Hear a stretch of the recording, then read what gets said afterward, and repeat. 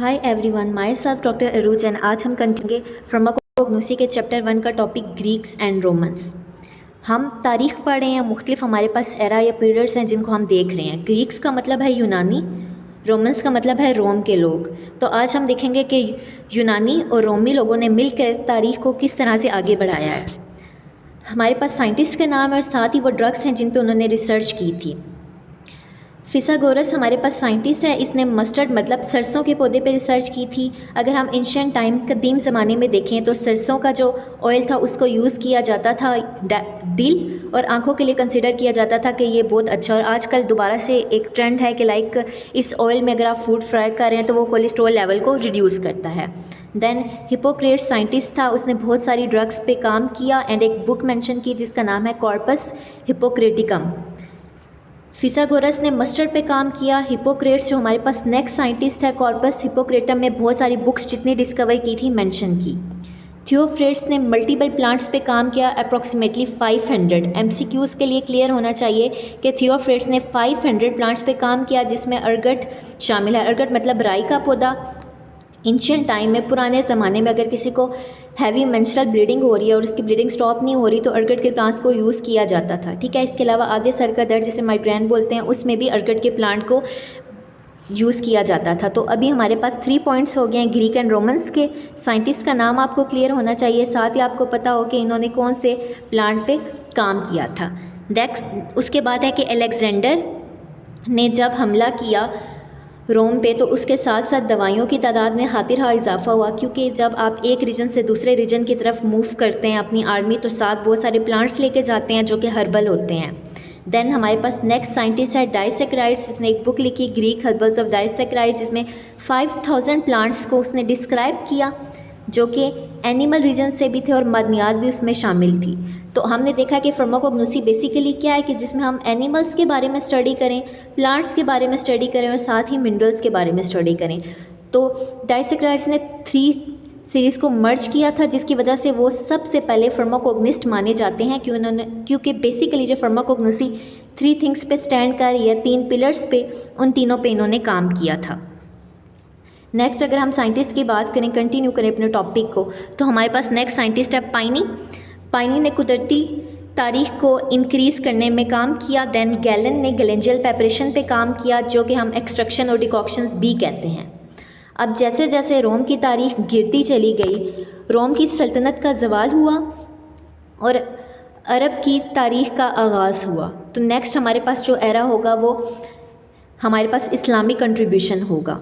अब एक चीज़ आपको क्लियर होनी चाहिए कि लाइक हमारे पास ग्रीक एंड रोमन्स हैं, उसके बाद हमारे पास इस्लामिक कंट्रीब्यूशन है। तो जो नेक्स्ट होता है वो प्रीवियस से बेटर होता है। ठीक है, तो इस्लामिक कंट्रीब्यूशन जो होगा वो थोड़ा इनसे एडवांस होगा क्योंकि आपके पास पिछली सारी बुक्स होती हैं, आप उन बुक्स को अपनी लैंग्वेज में ट्रांसलेट करते हैं तो पिछला नॉलेज आपको मिल जाता है, आपको स्टार्ट से रिसर्च नहीं करनी पड़ती। तो इस टॉपिक की हम एक शॉर्ट एनिमेशन देखते हैं ताकि हमें ये एक दफ़ा रिवाइज भी हो जाए और कुछ सर्टेन थिंग्स जो हमें क्लियर नहीं हो पाई वो हमें क्लियर भी हो जाएं। यूनान और रोम की तारीख बताती है कि फिसागोरस ने सरसों के पौधे पे काम किया। सरसों का पौधा जो दिल और आँखों के मसाइल के लिए मुफीद रहा। हिपोक्रेट्स ने अपनी ज़िंदगी के तमाम इल्म को कॉर्पस हिपोक्रेटम में दर्ज किया। थियोफ्रेट्स ने बहुत से पौधों पे काम किया जिसमें राई का पौधा सर फहरिस्त था। राई का पौधा आधे सर के दर्द के लिए मुफीद रहा। अलेक्जेंडर के हमले के बाद साइंस ने बेपनाह तरक्की की। डाइसेक्राइड्स मिस्र का रहने वाला था, समंदर के रास्ते लुबनान आया और 5000 पौधों पे काम किया। पाइनी अपने वक्त का अजीम साइंसदान रहा। गैलन ने जड़ी बूटियों को उबाल के कावा बनाने का अमल शुरू किया। रोम की सल्तनत का ज़वाल और अरबों की आमद ने तारीख को नया मोड़ दिया। फार्माकोग्नोसी फर्स्ट चैप्टर इंट्रोडक्शन में हमारा आज का टॉपिक है इस्लामिक कॉन्ट्रीब्यूशंस। सबसे पहले इस्लामिक कॉन्ट्रीब्यूशंस में ये होगा कि हमने जितनी भी बुक्स अभी तक पढ़ी हैं जैसे पेंटासाउकोंग हुआ, ठीक है, या ग्रीक हर्बल्स ऑफ डाइसेक्राइड्स, उन सब को ट्रांसलेट किया गया अपनी लैंग्वेज में। लाइक उस टाइम अरेबिक थी तो अरेबिक लैंग्वेज में ट्रांसलेट किया गया। अब ये क्या होता है कि आप स्टार्ट से काम नहीं कर रहे बल्कि जिस साइंटिस्ट ने काम किया आप उसको क्रेडिट दे के उसी के वर्क को आगे लेके जा रहे हो। तो फर्स्ट पॉइंट इज़ कि ग्रीक और रोमन्स के जितने भी मेडिकल लिटरेचर थे उन सब को अरबिक में ट्रांसलेट किया गया। इसके साथ साथ ये मेंशन किया गया कि ओरिजिनली ये किताबें कहाँ से जनरेट हुई थी, साथ ही साइंटिस्ट को क्रेडिट दिया गया कि हमने ग्रीक के साइंटिस्ट के वर्क को आगे कंटिन्यू किया है। देन उसके बाद सेकंड पॉइंट में कि कीमिया का वर्ड जो कि केमिस्ट्री के लिए इस्तेमाल होता है वो अरबी ज़ुबान से डिराइव था। इसके साथ साथ अल्कोहल और अल्कली का वर्ड भी अरबी ज़ुबान से डिराइव है। फार्माकोग्नोसी के शोबे ने एक ऊंची शनाख्त हासिल की थी मुसलमानों के दौर में। पहली डिस्पेंसरी बगदाद में खोली गई जो उस वक्त तिजारत का मरकज़ था, और डिस्पेंसरी संदल की लकड़ी से बनी हुई थी जिसकी वजह से उसको संदेलिया बोला गया। तो आपको MCQs क्लियर होने चाहिए कि जो कीमिया का वर्ड है वो इस्लामिक वर्ड है। पहली डिस्पेंसरी बगदाद में खुली थी। उसके बाद साइंटिस्ट का वर्क है राजिस, जिनके एजाज़ में पाकिस्तान में भी बहुत सारे हॉस्पिटल हैं जो कि अल हिदमत अल राजी ट्रस्ट के नाम से चल रहे हैं। राइजिस जो है वो ईरान में पैदा हुए थे, पर्सिया में, ठीक है। लेकिन इसके साथ साथ जो उन्होंने काम किया था वो सारा बगदाद हॉस्पिटल में था। बुक लिखी अल हवी कबीर, जिसमें सारी फेमस प्लांट्स के बारे में डीपली एनालिसिस किया। साइंटिस्ट राजिस बगदाद हॉस्पिटल के डायरेक्टर थे मंसूरी, जो कि बादशाह था उस टाइम का। बुक लिखी अल हवी कबीर। MCQs के लिए साइंटिस्ट का नाम, साथ साथ बुक का नाम क्लियर होना चाहिए। देन अबू अली सीना, जिन्हें बहुत सीना कहा जाता है, उनकी किताब कैनोन ऑफ मेडिसन जो कि बहुत ही फेमस रही और 5वीं सदी से लेकर 15वीं सदी तक अमेरिका और इंग्लैंड के स्कूलों में पढ़ाई जाती रही है। मींस के मुस्लिम साइंटिस्ट का वर्क उस टाइम हाई लेवल पे था, पीक पे था। उसको ट्रांसलेट किया जाता था दूसरी ज़ुबानों में। आप किसी भी साइंटिस्ट की बुक को ट्रांसलेट कर सकते हैं, बट उसको क्रेडिट लाजमी देना होता है। उसके बाद नेक्स्ट साइंटिस्ट है इब्न बैतर, बॉटनिस्ट थे। बॉटनिस्ट मीन्स जितना भी वर्क है वो सब प्लांट पे आपको देखने को मिलेगा। बुक का नाम है जामिअत अल मुफरिदात। 2000 से ज़्यादा ड्रग्स के बारे में मेंशन किया, सब एनिमल ओरिजिन। शेख दाऊद अल अंतकी, तज़किरातुल दाऊद अल अंतकी बुक का नाम, साइंटिस्ट का नाम, बुक का नाम। इसमें मोस्टली हर्ब्स के बारे में, जड़ी बूटियों के बारे में लिखा गया था। एंड देन डेट है, पब्लिशिंग की डेट ऐसा सच आपको याद करने की ज़रूरत नहीं है। एनिमल्स और मिनरल्स पे सारा काम किया। मुस्लिम साइंटिस्ट, साथ ही बुक्स का नाम। अब कुछ वक्त के लिए जो मुसलमानों की तरक्की का दौर था वो रुक गया, क्योंकि मुसलमानों को शौक़ था ट्रैवलिंग का, ठीक है, एक जगह से दूसरी जगह जाना। तो इसी ट्रैवलिंग के दौरान अमेरिका का रीजन दरियाफ्त हुआ, साथ ही मशरक़ी और मगरबी वेस्ट इंडीज़ का इलाका भी दरियाफ्त हुआ। जब आप एक एरिया से निकल के दूसरे एरिया में जाते हैं तो उस एरिया में न्यू प्लांट्स होते हैं। जिस रूट से आप जा रहे हैं, जो रास्ता आप इस्तेमाल कर रहे हैं, उस रूट्स में भी डिफरेंट प्लांट्स आपको देखने को मिलेंगे। देन इस टॉपिक की हम एक शॉर्ट से एनिमेशन देखते हैं ताकि आपका एक दफ़ा ये टॉपिक रिवाइज हो जाए। इस्लामिक लिटरेशन। रोम का सारा काम अरबी ज़ुबान में तर्जुमा किया। जितनी की भी किताबें पहले लिखी हुई थी वो सब अरबी ज़ुबान में तर्जुमा की गई। खंदक का तेज़ाब और शोरे का तेज़ाब डिस्कवर किया गया। कीमिया का लफ्ज़ अरबी ज़ुबान से माखूज़ है। फार्मेसी ने एक अलग दर्जा हासिल किया। बगदाद में पहली डिस्पेंसरी बनाई गई जो कि संदल की लकड़ी से बनी थी, इसलिए इसे संदेलिया कहा जाता है। राजिस ने अल हवी कबीर लिखी। आज भी पाकिस्तान में अल हिदमत अल राजी ट्रस्ट उनके काम का मुँह बोलता सबूत है। अबू अली सीना ने कैनोन ऑफ मेडिसन लिख के 5वीं से 15वीं सदी तक यूरोप के तमाम स्कूलों को इस किताब को पढ़ाने पे मजबूर किया। शेख अल दाऊद अल अंतकी ने जामिअत अल मुफरिदात लिखी। अमेरिका की दरियाफ्त और मुख्तलिफ समंदरों की दरियाफ्त ने तरक्की के नए रास्ते मुसलमानों के लिए खोल दिए और साइंस के इल्म में इजाफ़ा हुआ। फार्माकोग्नोसी का वर्ड हमें बताता है वो दवाइयाँ जो प्लांट्स, एनिमल्स यानी जानवर या मिनरल्स मादनियात से बनाई गई हैं। स्कोप का मतलब होता है गुंजाइश या दायरा कार कि फार्माकोग्नोसी के सब्जेक्ट ने मज़ीद कौन कौन सी राहें खोली हैं। अगर हम इस स्लाइड को देखें, फार्माकोग्नोसी के बेसिक वर्ड को, पौधों और जानवरों की स्टडी, और आजकल पौधों की स्टडी को बोलते हैं BS बॉटनी, ये एक प्रॉपर डिग्री है। और एनिमल की स्टडी होती है ज़ूलॉजी, और ये प्रॉपर जो प्रोग्राम है वो है BS ज़ूलॉजी। तो सबसे पहले तो फार्माकोग्नोसी का जो वर्ड है, इस वर्ड से ही हमारे पास 2 डिफरेंट स्कोप्स देखने को मिलेंगी। Scope of pharmacognosy. The pharmacognosy has played a very important role in the development of various department of this science. कह रहे हैं फार्माकोग्नोसी ने बहुत अहम किरदार अदा किया है साइंस की तरक्की में। अब हम वेजिटेबल ड्रग्स, वो ड्रग्स जो वेजिटेबल सब्जियों से हासिल हुई हैं। अगर हम वेजिटेबल ड्रग की बात करें, सब्जियों का इल्म या प्लांट्स का इल्म, उसको हम बॉटनी के सब्जेक्ट में पढ़ते हैं, और एनिमल्स यानी जानवरों के इल्म की बात करें तो वो हम ज़ूलॉजी में पढ़ते हैं। ये फर्स्ट पॉइंट है। ये इंपॉर्टेंट क्वेश्चन है पेपर पॉइंट ऑफ व्यू से। इसका फर्स्ट पॉइंट ये है कि अगर आप एनिमल स्टडी करेंगे तो वो BS ज़ूलॉजी कंसीडर होगा। अगर आप बॉटनी पढ़ रहे हैं, ठीक है, तो वो वेजिटेबल्स या प्लांट का नॉलेज है। नेक्स्ट, अभी हम बात करें जो ड्रग्स या मेडिसिन फॉर्मेशन की, तो या तो वो जानवरों से बनेंगी या तो पौधों से। अभी हमने दो चीज़ें क्लियर कर ली। अब नेक्स्ट टॉपिक में हम प्लांट के बारे में पढ़ते हैं कि प्लांट से क्या आउटपुट हमें हासिल होता है। अब अगर हम बात करें BS बॉटनी की, स्टूडेंट्स, फार्माकोग्नोसी बेसिकली एनिमल्स और प्लांट का इल्म है। अब प्लांट पे स्टडी करने के बाद हमें क्या एडवांटेज मिले हैं, उससे क्या तरक्की हुई है, क्योंकि देखिए हम प्लांट को ड्राई करते हैं, उससे पाउडर बनता है, उस पाउडर से हम मेडिसिन बनाते हैं, तो एक प्रॉपर साइकिल है। अब प्लांट को ड्राई करने से पहले यह है कि आपके पास जो प्लांट है, जो पौधा है, उसकी अच्छी ग्रोथ हो, उसको कोई बीमारी लगी ना हो। अगर कोई इंपॉर्टेंट प्लांट है, ठीक है, किसी मेडिसिन के लिए, लाइक डिजिटेलिस है, तो उसकी ग्रोथ ज़्यादा मिकदार में हमने उसे ग्रो करना है। तो ये सब हम पढ़ेंगे बॉटनी के सब्जेक्ट के अंदर। प्लांट टैक्सोनॉमी मतलब प्लांट की क्लासिफिकेशन कि कौन सा प्लांट किस ब्रीड के अंदर आता है। प्लांट ब्रीडिंग, कौन से पौधों को किस मौसम में काश्त करना है, उनकी पैदावार ज़्यादा होगी। प्लांट पैथोलॉजी, पौधों को कौन कौन सी बीमारियां लग जाती हैं और हमने उसको ठीक करना है। कौन कौन से हमारे पास जो खाद है उसके अंदर कौन कौन से हमारे पास मिनरल्स होने चाहिए कि प्लांट प्रॉपर्ली ग्रो करेगा। एंड प्लांट जेनेटिक्स, और हम किस प्रोसेस के ज़रिए पौधों की जेनेटिक्स को इम्प्रूव कर सकते हैं, उनसे ज़्यादा पैदावार हासिल कर सकते हैं। हम इसको फ्रूट्स के लिहाज से भी देख सकते हैं, क्रॉप्स के लिहाज से भी देख सकते हैं, और मेडिसिनल प्लांट के हवाले से भी देख सकते हैं।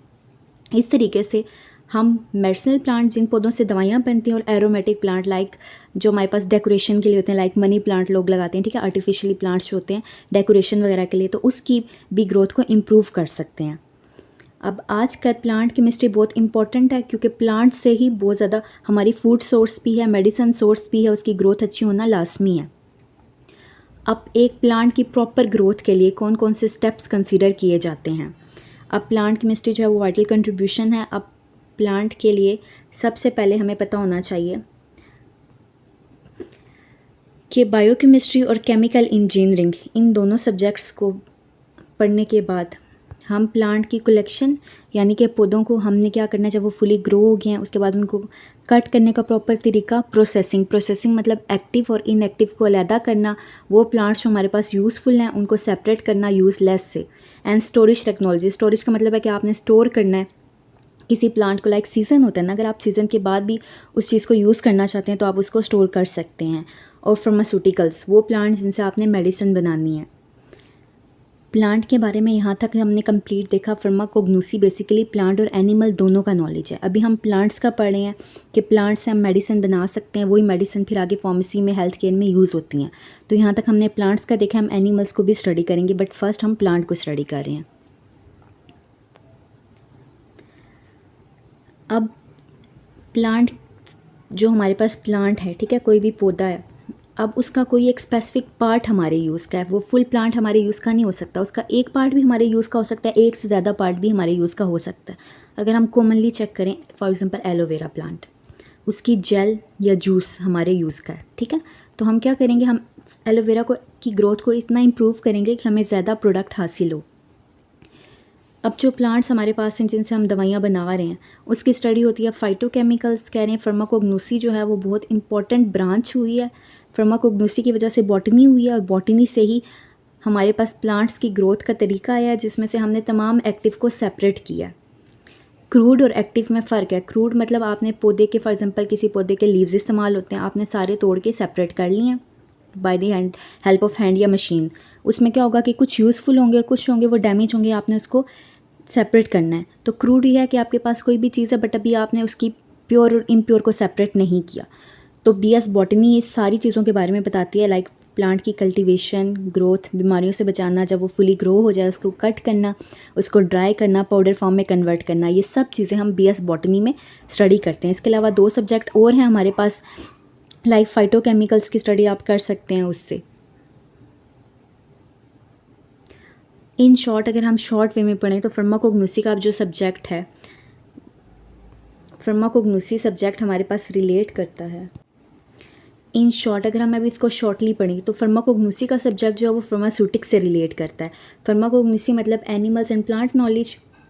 एनिमल्स को ड्राई किया, पाउडर हासिल किया, प्लांट्स को हमने सेपरेट किया, ड्राई किया, पाउडर हासिल किया, उससे हमने मेडिसिन बनाई जो कि ब्रांच है फार्मास्यूटिक्स की। फार्मास्यूटिकल्स लाइक फार्मास्यूटिक्स ये है कि आपके पास पाउडर है, उसको आप टैबलेट सिरप में कन्वर्ट कर रहे हो।